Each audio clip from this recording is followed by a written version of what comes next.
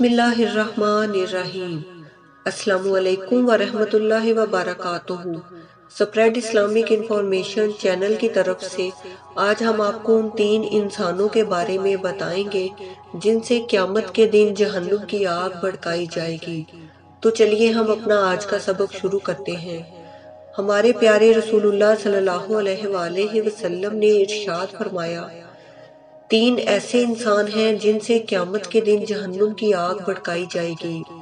Number 1، قرآن کا حافظ، جو حافظ صرف اس لیے بنتا ہے کہ دکھاوا کر سکے، خود کو قاری صاحب کہلوانے کے لیے، نہ کہ اللہ کے دین کی خدمت کے لیے۔ نمبر 2، شہید، جو اس لیے میدان جنگ میں لڑے کہ لوگ اس کو بہادر سمجھیں اور اس کی واہ واہ ہو، نہ کہ وہ اللہ کی راہ میں شہادت کی تمنا رکھتا ہو۔